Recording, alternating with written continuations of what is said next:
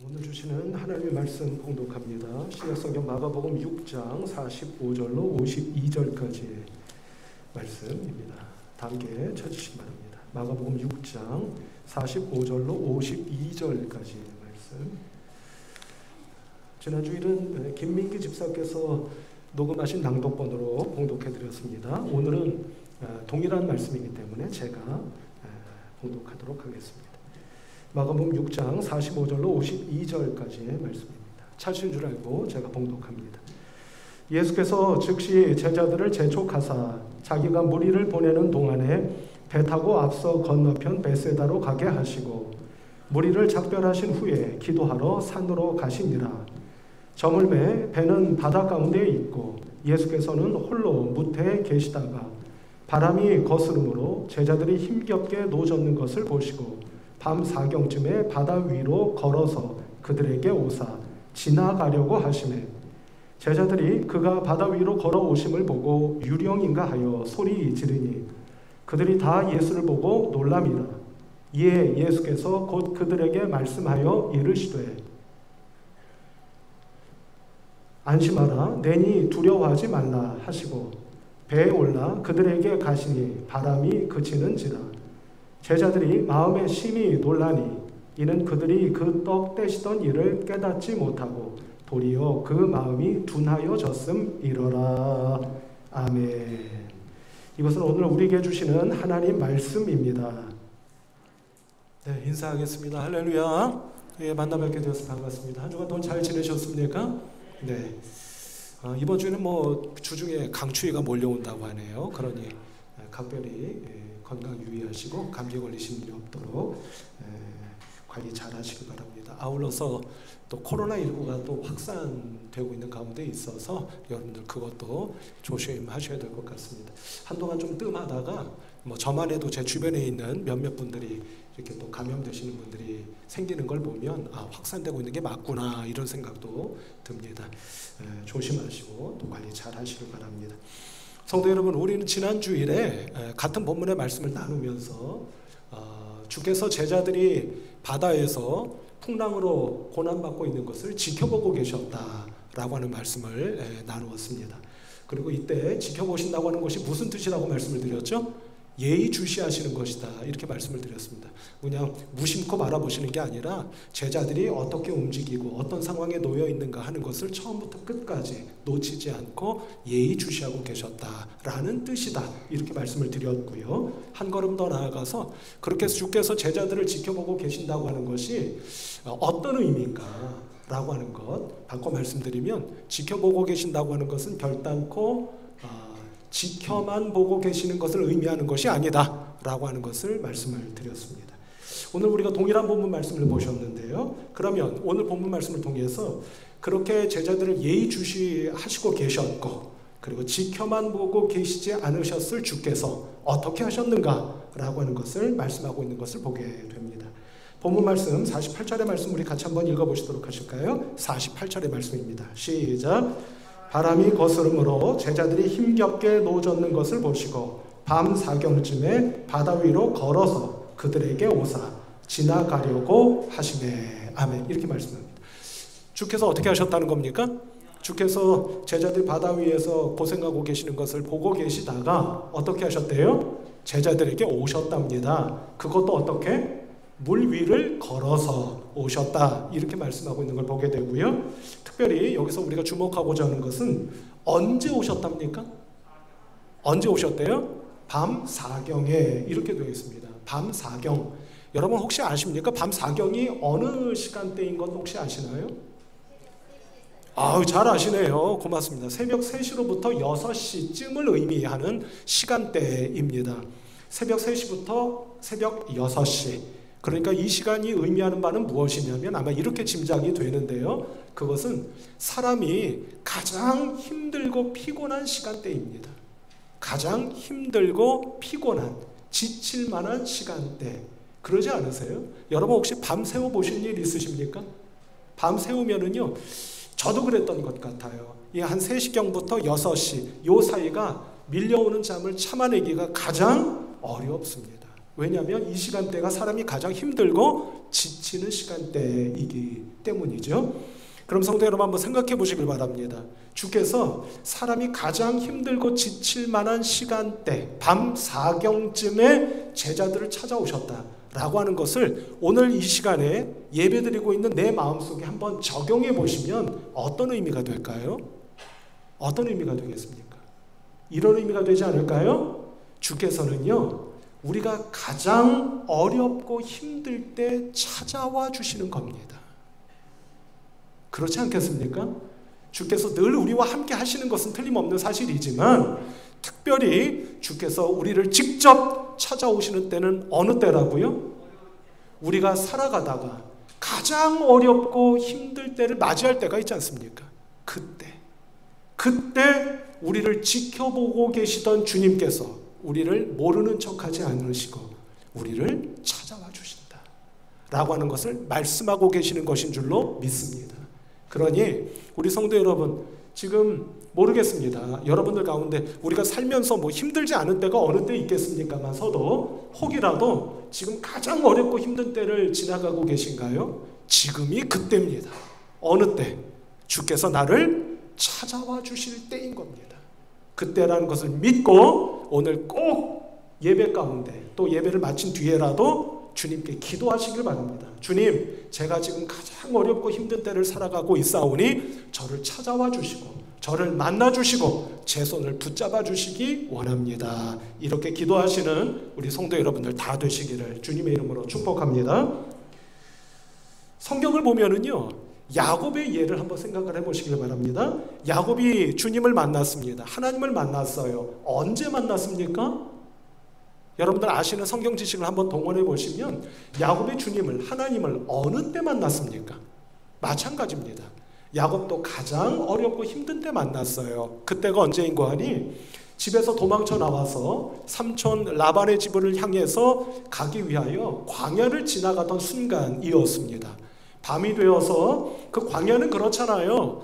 누구 의지할 사람 하나 없고 의지할 때 하나도 없는 것 아닙니까? 그래서 제가 늘 여러분들께 말씀드릴 때마다 광야를 어떻게 정의해서 말씀드립니까? 광야는 그야말로 아무것도 없는 곳이다, 이렇게 말씀을 드리잖아요. 그런 곳, 그 광야를 지나가고 있었습니다. 혈혈단신입니다. 밤을 맞이했어요. 밤까지 찾아온 겁니다. 성도 여러분, 저는 그것을 가리켜 이렇게 표현하고 싶은데요, 절대 고독입니다. 뭐라고요? 절대 고독 속에 놓여져 있는 거예요. 누가요? 야곱이요. 그 절대 고독 속에서 그 차디찬 돌덩이를 베개 삼아 잠을 청할 때, 그때 야곱을 누가 찾아오신 겁니까? 하나님이 찾아오신 거예요. 그래서 야곱이 얼마나 은혜를 받고 감동했습니까? 하나님이 여기 계셨구나, 내가 그것을 몰랐구나 하며 그 루스라고 하는 광야 땅 이름을 뭘로 바꿨답니까? 베델로 바꾼 거 아닙니까? 베델이 무슨 뜻이에요? 하나님의 집입니다. 그 광야가 어디라는 거예요? 하나님의 집이라는 겁니다. 우리 성도 여러분, 이와 같은 은혜가 여러분들에게도 임해지셔서 지금 광야 같은, 앞서 말씀드린 것으로 말씀을 드리자면 가장 살다가 힘들고 어려운 때를 맞이하신 광야 같은 때를 지나가고 계시는 여러분들에게 지금 이때 이곳이 무엇이 되는 것? 베델이 되는 것, 하나님의 집이 되는 축복이 여러분들에게 다 임해지시기를 아울러 주님의 이름으로 축복합니다. 그럼 야곱의 아들 요셉은 또 어땠을까요? 요셉도 마찬가지죠. 여러분 요셉 잘 아시다시피 요셉이 조금 속된 말씀으로 제가 좀 농담 삼아 말씀을 드리면 건방 떨다가, 그죠? 시건방 떨다가 형들에게 미움을 사서 애굽 땅으로 팔려버렸잖아요. 그래서 종으로 살게 되었습니다. 그 애굽 땅 누구의 집에서요? 애굽 땅 누구의 집? 아시는 분 아무도 없으세요? 너무 쉬운 걸 여쭤봐서 그러나요? 다음부터는 질문을 난이도를 조금 높여서 여쭤볼게요. 너무 쉬운 거니까 제가 말씀드리겠습니다. 말하기 좀 그러실 테니까. 보디발의 집에서 종살이하게 됐잖아요. 예? 애굽의 시위대장, 군대 장관입니다. 그 집안에서 종살이하게 되었습니다. 그때를 성경은 이렇게 증언하고 계시는데요. 우리가 말씀 가운데 창세기 39장 1절로 3절의 말씀을 보면 여기 보시면 아마 나와 있을 겁니다. 같이 한번 읽어보도록 할까요? 그 애굽 땅으로 팔려간 요셉이 이랬다는 거예요. 읽어보십시다. 시작. 요셉이 이끌려 애굽에 내려가매 바로의 신하 친위대장 애굽 사람 보디발이 그를 그리로 데려간 이스마엘 사람의 손에서 요셉을 사니라. 여호와께서 요셉과 함께 하심으로 그가 형통한 자가 되어 그의 주인 애굽 사람의 집에 있으니 그의 주인이 여호와께서 그와 함께 하심을 보며 또 여호와께서 그의 범사에 형통하게 하심을 보았더라. 아멘. 이렇게 되어 있습니다. 자, 성도 여러분, 이 말씀을 우리가 함께 나누면서 무슨 생각을 해볼 수가 있을 것 같으냐면요, 요셉이 애굽 땅에 종으로 팔려와서 보디발의 집에서 살게 되었다는 것 아닙니까? 그런데 제가 가만히 생각을 해보면요, 제가 만일 요셉이었다면 저는, 이것도 제가 농담 삼아 조금 우스갯소리처럼 말씀을 드려본다면 저는요, 만일 제가 요셉처럼 먼 타국 만리 이역 땅에 이방 땅으로 종으로 팔려가서 이제부터 종으로 살아야 되는 거예요. 만일 그랬다고 한다면 저는 죽고 싶었을 거예요. 그렇지 않을까요? 요셉은요, 아버지 밑에서 총애를 받던 아들입니다. 다른 형제들이 질투를 할 만큼 총애를 받았어요. 그래서 나이를 먹었음에도 불구하고 우리 새벽기도 나오신 분들 기억하시죠? 무슨 옷을 입고 살았습니까? 채색 옷을 입고 살았어요. 채색 옷. 채색 옷이 뭐냐면 예전 우리식으로 이야기하자면 여러분 그 왜 색동저고리 같은 옷 있잖아요. 그런 거라고 생각해 보시면 아마 이해하시기가 쉬울 것 같습니다. 그런 채색 옷.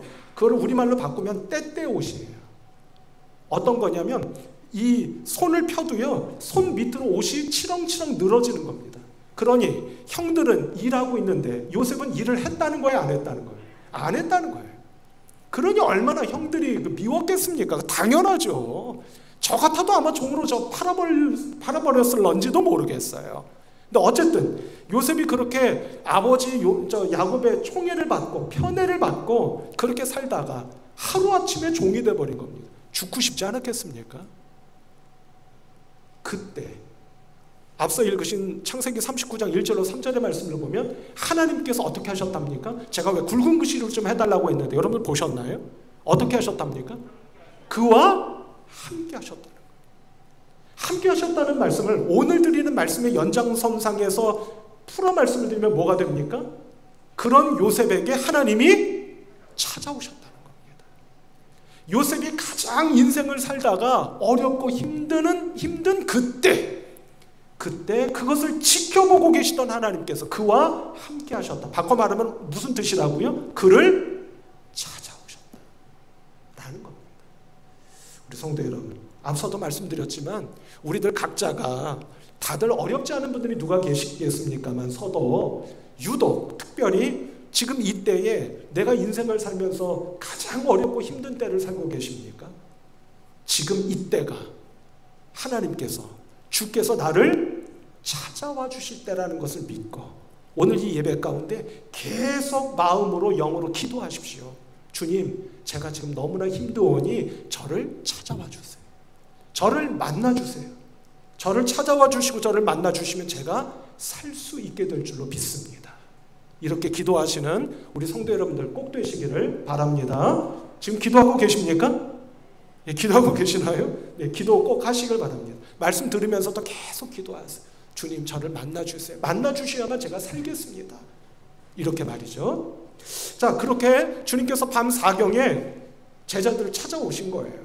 그런데 오늘 말씀을 가만히 보시면 한 가지 반전이 일어나는 걸 보게 됩니다. 그 반전이 뭐냐면 앞서 우리가 말씀을 보시긴 했습니다만 주께서 그렇게 물 위를 걸어서 오셨는데 아니 오시면 오신 거잖아요. 그런데 주께서 어떻게 하셨답니까? 야, 이거 놀랍지 않습니까? 아니 놀랍다기보다는 이거 이해가 안 되지 않으세요? 이해가 안 됩니다. 이상합니다. 말씀을 한번 보도록 할까요? 48절 다시 한번 가보도록 할게요. 이번엔 제가 한번 읽어보겠습니다. 바람이 거스름으로 제자들이 힘겹게 노젓는 것을 보시고 밤 4경쯤에 바다 위로 걸어서 그들에게 오사 지나가려고 하시매. 이렇게 말씀합니다. 지금 주님께서 밤 4경에 물 위를 걸어서 우리 같으면 물 위를 걸을 수나 있어요? 주님이시나 하시니까 물 위를 걸으시지. 그런데 물 위를 걸으시는 주님께서 어떻게 하셨답니까? 아니 이게 뭐 하시는 거죠? 아니 주님께서 지금 조금 주님께는 제가 외람된 말씀입니다만 무슨 장난하시는 것도 아니고 제자를 기껏 찾아오셔 놓고서 뭐 하셨대요? 지나가려고 하셨다는 겁니다. 여러분 이거 이해되십니까? 이상하지 않으세요? 아니 찾아오셨으면 냉큼 제자들에게 어떤 조치를 좀 취해 주셔야 될 거 아닙니까? 왜냐하면 지금 제자들이 풍랑만나 물에 빠져 죽을 지경이잖아요. 그럼 배에 냉큼 올라주시든지 아니면 모든 제자들 물 위로 걸어오라고 하시든지 그러셔야 될 거 아닙니까? 근데 그렇게 하지 않으시고 어떻게 하셨다? 짐짓 못 본 척 하시며 그 자리를 지나가려고 하셨다. 이게 무슨 일일까요? 이게 무엇을 의미하는 걸까 하는 겁니다. 성도님 여러 가지 생각을 해볼 수 있겠습니다만 아마도 틀림없을 것 같다는 생각이 드는데요. 주님께서 지금 제자들을 일종의 시험하시는 거 아닙니까? 여기서 시험이라는 거 오해하지 마세요. 제가 늘 말씀드리지만 시험은 두 가지가 있다고 했죠. 사탄이 하는 시험이 있고 하나님이 하는 시험이 있습니다. 사탄이 하는 시험은 뭐죠? 영어로 temptation. 무슨 뜻입니까? 유혹이에요. 그러나 하나님께서 하시는 시험은 뭐죠? 영어로 test. 우리를 테스트 하시는 겁니다. 제자들을 지금 테스트 하시는 거예요. 뭘 테스트 하시는 거겠습니까? 바로 이겁니다. 성도 여러분, 지금 가장 어렵고 힘든 때를 우리가 살아가고 계시는지 모르겠다 이 말씀 드렸잖아요. 그런 때에 바로 내가 지금 어렵고 힘든 그 삶의 문제, 나를 고통스럽게 만드는 그 고난, 그 어려움, 그것을 바라보고 계십니까? 아니면 그것을 해결해 주시기 위해 나를 찾아오고 계시는 주님을 바라보고 계십니까? 라고 하는 것을 우리에게 묻고 계신다. 이렇게 말씀드릴 수 있겠다 하는 겁니다. 아마 이 말씀의 의미의 뜻은 아마 틀림없이 그런 뜻이 아닐까 싶습니다. 제가 여러분 이 같은 장면을 기록하고 있는 우린 마가복음을 보셨잖아요. 근데 마태복음에 병행 구절이 있어요. 마태복음의 14장을 보면 똑같은 장면을 기록하고 있는 말씀이 있습니다. 그런데 말씀을 비교해 보면 마태복음의 말씀이 훨씬 더 내용이 풍성합니다. 여러 가지 장면들이 덧붙여져 있다는 말씀이에요. 근데 그 가운데 어떤 장면이 있느냐면 베드로에 대한 기록이 있습니다. 여러분 아시죠? 베드로가 주님께 물 위로 걸어오고 계시는 주님께 뭐라고 말을 했습니까? 주님 저도 물 위로 걸어가게 해주세요 라고 했습니다. 주께서 걸어오라 하셨습니다. 베드로가 물 위를 걸어갔습니다. 거기까지는 좋았죠. 근데 무슨 문제가 생겼습니까? 갑자기 바람이 훅 하고 밀어치는 겁니다. 순간 베드로의 눈이, 주님을 바라보고 있던 베드로의 눈이 어디를 바라봤겠습니까? 밀려오는 바람을 쳐다보는 겁니다. 시선이 옮겨진 거죠. 순간적으로. 그때 베드로가 어떻게 됐습니까? 물속으로 빠져들었습니다. 틀림없죠. 무엇을 의미하는지가 말입니다. 우리의 눈이 지금 어쩌면 가장 인생의 어렵고 힘든 때를 지나가고 있는 우리들 각자가, 그런데 그때 우리들의 영의 눈이 우리를 힘들게 하고 나락으로 떨어뜨리려고 하는 그 어려움과 문제와 고난을 바라보고 있는지, 아니면 앞서 제가 뭐라고 말씀드렸죠? 그것을 해결해 주시기 위해서 나를 찾아와 주고 계시는 누구? 주님을 바라보고 있는지. 주님을 바라봤던 베드로는 주님과 함께 물 위를 걸을 수가 있었습니다. 그러나 주님을 바라보지 않고 나를 해하려고 하는 바람을 바라봤을 때 물속으로 빠져들 수밖에 없었다고 하는 것을 기억하셔서, 성도 여러분, 다시 한번 주님의 이름으로 축복하기는, 오늘 예배하고 있는 여러분들의 눈이, 영의 눈이 무슨 일, 어떤 일, 그런 일, 저런 일, 그 일에 시선을 빼앗겨 그 속으로 빠져들어가는 여러분들이 아니라 그것을 해결해 주시기 위해 밤사경 가장 어렵고 힘든 지금 하늘문을 여시고 하늘 보좌에서 다시 당신의 영을 통해 나에게 다가오시는 예수 그리스도, 나의 영원한 구원자요 나의 영원한 주님이신 예수 그리스도를 똑바로, 마치 주님이 제자들을 보실 때 어떻게 보셨다고 했죠? 예의주시하셨다고 했습니다. 우리의 눈 또한 나를 구원하시기 위하여, 나를 도우시기 위하여 물 위를 걸어오시는 예수 그리스도를 예의주시하시는 우리 성도 여러분들 다 되셔서 물속으로 빠져들어가는 일이 없는 우리 성도 여러분들 한 분 한 분 모두가 되시기를 우리 주님 예수 그리스도의 이름으로 축복합니다. 여기서 우리가 한 가지 마지막으로 결론 삼아 말씀드리고자 하는 것이 있습니다. 그것은 무엇이냐면 제자들의 이하 기록되어 있는 모습을 보면 제자들은 아마도 주님께 대한 믿음이, 잘 들어보시길 바랍니다, 그들의 마음과 그들의 몸에 배어있지를 못했던 것 같습니다. 어땠다고요? 주님에 대한 믿음이 그들의 마음과 또 어디에? 몸에 배어있지를 못했던 것 같아요. 그래서 혼비백산할 수밖에 없었고 망연자실할 수밖에 없었고 이제는 죽을 수밖에 없다는 생각을 했던 것 같습니다. 저는 이것을 한마디로 정리해서 이렇게 표현하여 말씀드리고 싶습니다. 자, 성도 여러분 기억하시기 바랍니다. 설상가상이냐 구사일생이냐 하는 겁니다. 자, 뭐라고 말씀드렸죠? 설상가상이냐 구사일생이냐. 설상가상이 뭐죠? 무슨 뜻입니까? 설상가상이? 설상가상, 눈이 내렸는데 그 위에 뭐까지 내리는 겁니까? 서리까지 내리는 거예요. 위험천만한 거죠. 지금 제자들이 풍랑을 만났습니다. 눈발이 내린 거예요. 그런데 걸어오시는 예수님을 누구라고 봤습니까? 유령으로 봤습니다. 설상가상이죠. 그러나 그 주님을 주님으로 알아볼 때 설상가상이 아니라 무엇이 된다고요? 구사일생이 된다는 말씀입니다. 그런데 안타깝게도 제자들은 이 믿음이 마음과 몸에 배어있지를 못했던 것 같다는 말씀입니다. 성도 여러분, 며칠 전에 여러분 우리나라 프로야구 선수 하면 누가 떠오르세요? 가장 대표적인 야구 선수, 제가 힌트를 드리면 우리나라 프로야구 역사상 가장 국민 타자로 불려졌던 선수가 하나 있죠. 누굽니까? 누구예요? 모르세요? 어허, 이건 아실 줄 알았는데. 이승엽이라는 선수 혹시 아시나요? 이승엽 아세요? 모르세요? 네, 이승엽이라는 선수가 있죠. 그 선수가 드디어 프로야구 팀의 감독된 거 아세요? 감독이 됐어요. 두산 베어즈라고 하는 팀의 감독이 됐습니다. 이제 세월이 많이 흘렀죠. 근데 이 이승엽이라는 이제는 전 선수이자 이제는 감독인 그분이 이런 말을 하는 걸 제가 듣고 깜짝 놀랐습니다. 뭐라고, 그분이 인터뷰에서 뭐라고 말을 했느냐면, 여기 제가 여러분께 한번 보여드리려고 써왔어요. 한번 읽어보실까요? 시작. 다시 한번. 자, 이제 입을 모아서 시작. 제가 좀 전에 뭐라고 말씀드렸습니까? 제자들이 주님께 대한 믿음이 마음과 몸에 배어있지 못했던 것 같다, 이렇게 말씀드렸죠. 근데 이승엽 선수, 이제는 감독이죠, 하는 이야기 들어보세요. 뭐라고 얘기합니까? 스포츠는 머리로 생각하고 몸으로 기억하는. 제가 그 인터뷰 내용을 읽고 깜짝 놀랐습니다.